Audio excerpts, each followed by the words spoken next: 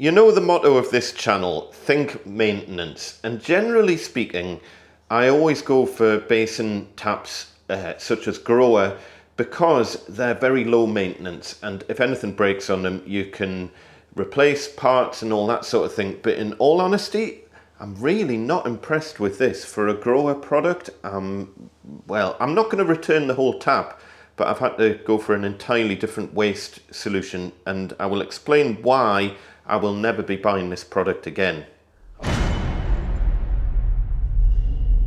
Hiya folks, and welcome back to the show. What you are looking at here is the remnants of a basin waste that's had multiple attempts to stop it from leaking, and eventually I'm giving up completely, and I've just bought a made for trade thing from Toolstation. The Grohe one, it's just been a nightmare from square one. So I'll pop the model number of this tap on the screen, but I expected better from Grohe, to be honest. We fit Grohe taps in all of our properties, and we always find that they're a very, very good product.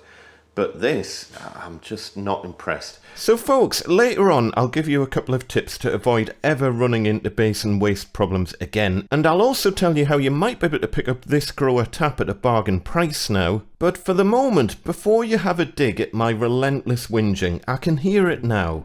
Andy, you bought the wrong tap. And I agree, I had no intention of buying a tap like this, but I swear, when I bought it, there was no mention of it coming with a stupid pushrod waste thing on the Toolstation website. I was genuinely surprised when I unboxed it. In fact, here's a quick behind the scenes clip from the member zone. A quick bit of unboxing, because I don't think this comes with a waste.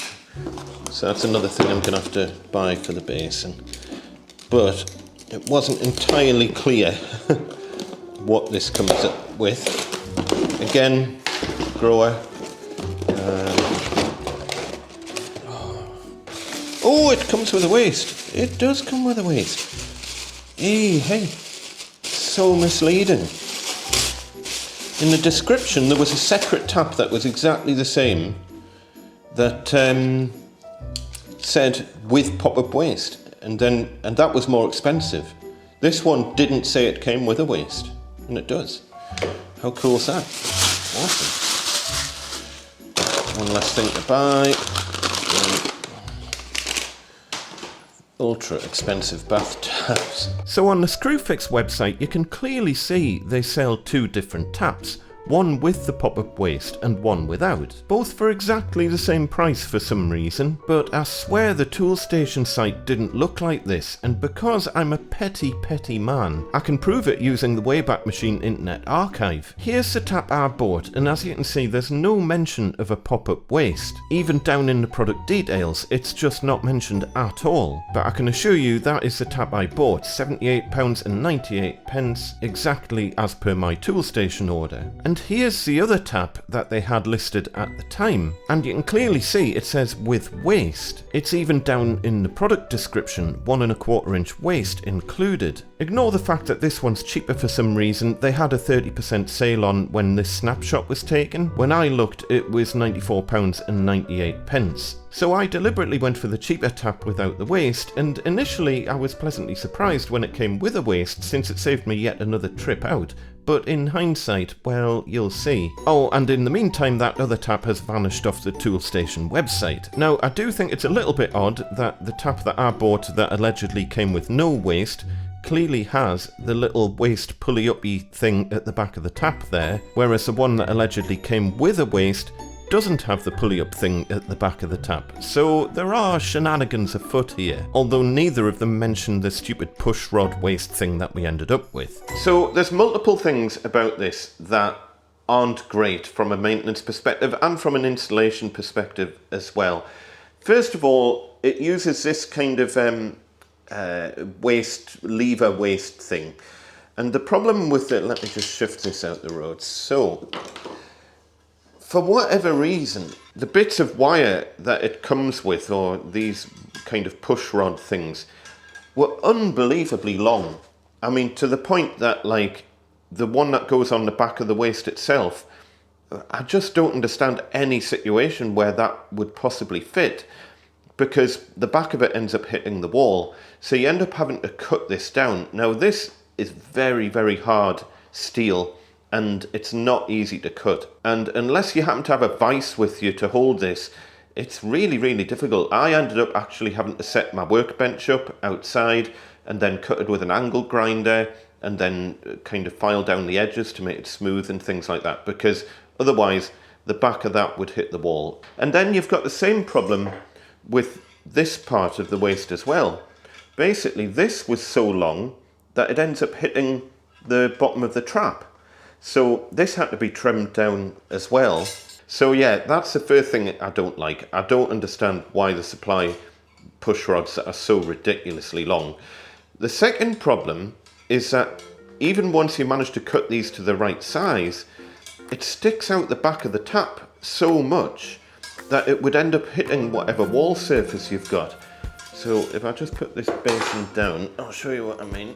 Try not to break the basin. A very quick plug for me, in case you've got too much money, you can now buy Gosforth Handyman Tat directly from YouTube. That includes all sorts of stuff you can't get from anywhere else, such as the Gosforth Handyman Drink Coffee Make Stuff mug, and by popular demand, there's a one for all the tea drinkers out there as well. But there's all sorts of extra stuff now: Gosforth Handyman water bottle, Gosforth Handyman cap, t-shirts, and there's even a funky little pin badge set as well if that takes your fancy. And over on the official Gosforth Handyman shop, I've got the 8 metre metric only tape measures on special at the minute, and we now sell these funky little deep hole trade pencil things, which are absolutely awesome. If any of that stuff floats your boat, links down in the description. Honestly, this has been a comedy of errors, this basin. If you want to see the full story, head over to the member zone where I have a proper rant about it, because it's been a total nightmare. But basically, if you imagine that goes down there, so there's kind of the default down position, if you like, and then there's the default up position. Well, you can see as you pull it up, it comes outwards and it hits whatever wall surface you've got. Certainly by the time you've got tiles at the back of your basin, or a splashback or whatever you're going to have, because generally you would have your tiles sitting on the basin, that would end up hitting the wall. So that's another downside of it. And then the final thing is that I have tried everything with this waste and it just won't stop leaking. I've tried every approach there is. The only thing I haven't done is silicone, but silicone's a bit of a last resort, and no, I would expect on a Grohe product it should just work with the default seals. Maybe even if it came with a selection of seals for different basins or something like that, because this tap's not cheap. Basically, it's got this seal for the bottom, so that kind of sits on there like that. So it's got that seal there, and then it's got this kind of foam seal for the top.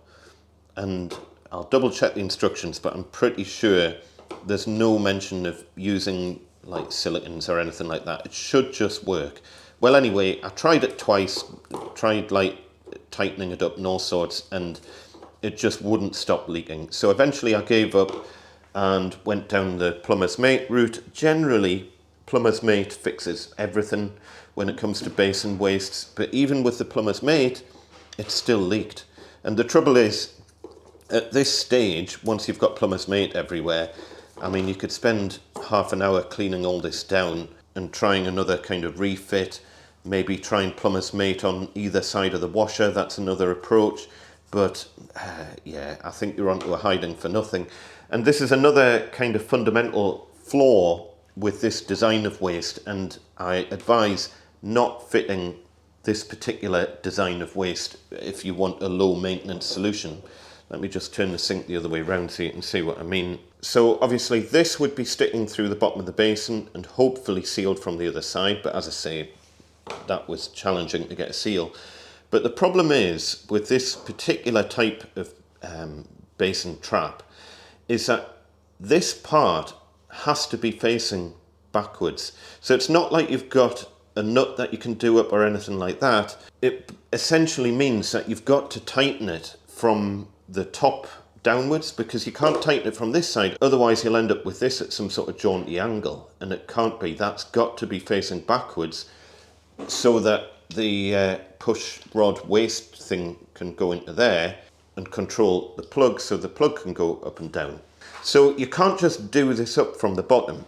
So that means you're doing it up from the top. Well, a lot of manufacturers, such as McAlpine, provide a tool for tightening this up from the top, but this didn't come with anything that I'm aware of, unless I've missed something. So you just have to kind of get your fingers in there and try and tighten it up. So one thing I've found that does kind of vaguely work is a set of wire strippers happens to be about the right size to get in there and kind of twist it round to tighten it up, but it does damage the plastic a bit. It's not great. There's probably better ways of doing it. Plumbers will be able to tell in the comments how do you normally tighten this up. But the point is, on most waists, like on this, I will tell you right now, this will have a great big nut on the bottom and you tighten up the nut and it's as simple as that. So the tightening doesn't damage any kind of seal. Do you see? This kind of thing here. That's the best way of doing things, because you then don't run into any problems of having to tighten it from the top, or the whole alignment of this. And basically the bit that was leaking every single time was around this edge here. And this is perfectly smooth. There's no reason for it to be leaking around that. It's not like this is a particularly bumpy waist or anything. So I can only assume it's just a fundamental design flaw. Whether it's down to the design of the rubber washer or what, I don't know. I mean, it all's roughly the right size, but yeah, it just leaked every single time. So yeah, a word of warning, if you want to fit low maintenance taps, I do like Grohe, Hansgrohe, anything that's branded so you can get spares for it is generally a good idea, but this has been an absolute nightmare, and as I say, I will never be buying one of these push rod waists ever again. So this one is basically a spring-loaded pop-up waist. You can also get the rotating type waist. Those are generally pretty good as well. So we'll see how we get on with this. Hopefully that'll resolve the problem. But yeah, a little bit of a mini review of this tap. Yeah, for Grohe, I'm not impressed. Oh, I've just remembered another thing as well. I think this is a Flowplast trap here.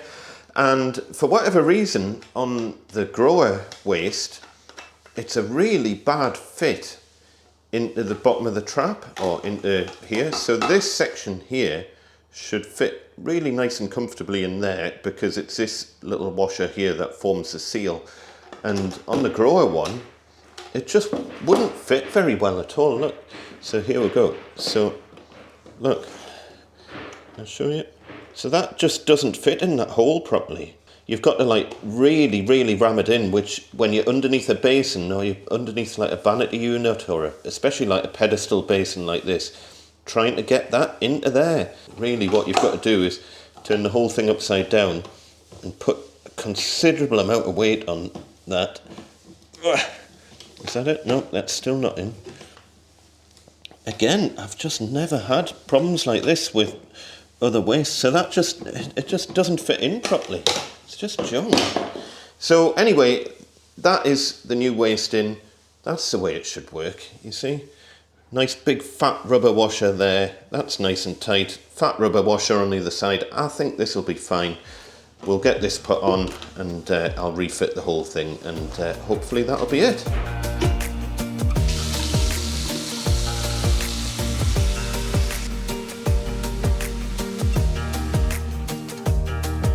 Now, I did promise to give you a couple of tips to avoid making the same mistakes as me. Firstly, here's the waist that I ended up buying, and it fitted perfectly first time. No sealant or anything like that was needed. It took literally 2 minutes to fit, no issues at all. For those of you who are fans of Beamish, they do a normal plug and chain type waist, but most modern sinks don't come with a hole for the chain flibit. Anyway, a massive thanks to Kev over on the Member Zone, who recommended this basin waist seal kit from Screwfix for £2.79, and Toolstation do a similar one called a Basin Mate for just £1.74. Honestly, at that price I'd buy one just to hoard it. More about that coming soon, by the way. And thanks to Matt on the Member Zone, who pointed out he installed this tap 3 years ago, and he's had some issues with the text rubbing off and tarnishing. And by the way, if you don't want to miss out on the Member Zone community and all the extra stuff that's over there on the Member Zone, you can join for less than the price of a pint these days. But anyway, if none of that bothers you about this tap, and I'm sure it's complete coincidence, Toolstation are now selling it at half price, which leads me to believe all of the issues I faced are known about and they're dumping old stock. But I could be wrong. Either way, 40 quid for a Grohe tap is a bargain if you can still get hold of one at that price. If anyone from Grohe happens to watch this video, I'd love to hear about what's going on here, since your taps are generally lovely. You can tell by the way I fondle the tails. Anyway, folks, as per usual, look after one another, be nice to each other. We shall see you next time. Tatty bye.